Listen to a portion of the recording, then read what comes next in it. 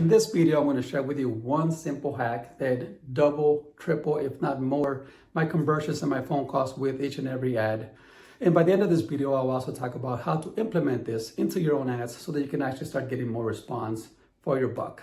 And the strategy that I used was quite simple. That was adding testimonials. If you look at Amazon, Macy's, or other big department stores, they all have testimonials below them, and they offer and they advertise them because people want to know about your product or service before they buy. By adding testimonials, you'll be able to more than double or triple your response because you'll be able to give people comfort, security to be able to follow up with you. Now, if you're new and you don't have testimonials, there are a couple of things you can do. One, you can offer your service for a lot lower price in exchange for a testimonial.